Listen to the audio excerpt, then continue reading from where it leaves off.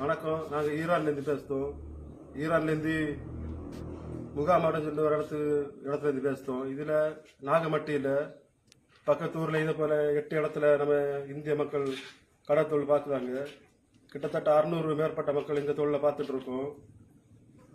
இப்போ இங்கே போர் நடக்கிறதுனால நாங்கள் இப்போ இடையில மாட்டிட்டு என்ன பண்ணணும்னு யோசிக்க முடியாமல் இருக்கோம். இந்திய கவர்மெண்ட் எப்படியாவது ஏதாவது முயற்சி பண்ணி எங்களை இங்கேருந்து மீட்டெடுக்கணும். இதில் ஒரு சம்பவம் என்னன்னா, ஒரு 2 நாள் முன்னாடி தான் தெஹரானில் குண்டு விழுந்து ஆப்கானிஸ்தான் மக்கள் இறந்து போனாங்க. அது எங்களுக்கு பக்கத்து ஊர் தான். ஆனால் அதே குண்டு எந்த நேரம் எங்கே மேலே விழுமனு எங்களுக்கு தெரியல.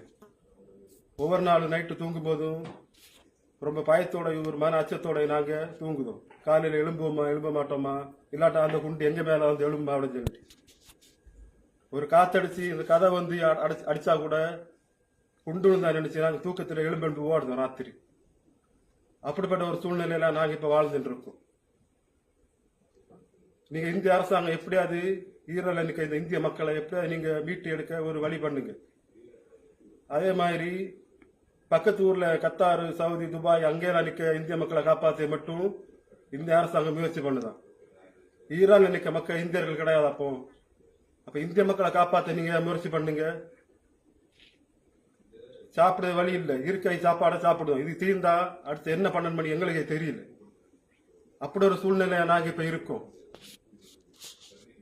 இந்த மாதிரி ஒரு மனநிலையில நாங்க இருக்கும்போது நாங்க என்ன பண்ணணும் எங்களுக்கே தெரியல. எங்களுக்குள்ள ஒரு கேள்வி எழும்புது. அதே மாதிரி சாப்பாடுக்கு இருக்கதை சாப்பிடுதோம், இல்லைன்னா என்ன பண்ணணும்? இந்திய அரசாங்கத்துக்கு ஒரு 4-5 நாள் முன்னாடி தான் நாங்கள் இங்கேருந்து இப்படி ஒரு சூழ்நிலை மாட்டி போனோம், எங்களை மீட்டெடுங்க சொல்லி இந்திய அரசாங்கத்துக்கு நாங்கள் அறிவிப்பும் கொடுத்தாச்சு. அவங்களும் இன்னும் பண்ணுதோம், நாளை பண்ணுதோம் சொல்லி பதில் வாரை தவிர எங்களை காப்பாற்ற இந்திய அரசாங்கம் எந்த முடிவுமே எந்த ஒரு இதுவும் எடுக்கல, எந்த ஒரு ஆக்ஷனுமே எடுக்கல.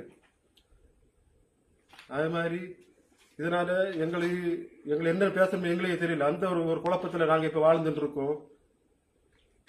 இப்ப நாங்க போடுற வீடியோ கூட ஒரு ஆளுங்க செல்ல அது நெட்டு கிடைச்சது. வேற எங்க இருக்க மக்கள் யாருமே நெட்டு கிடைச்சல. இப்ப நாங்க இந்த வீடியோ உங்களை அனுப்புவோம். அந்த வீடியோ பார்க்க நீங்க இருக்கும்.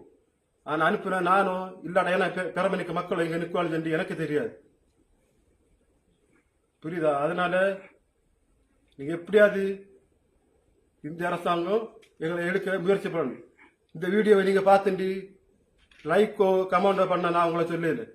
இந்த வீடியோவை நிறைய மக்களுக்கு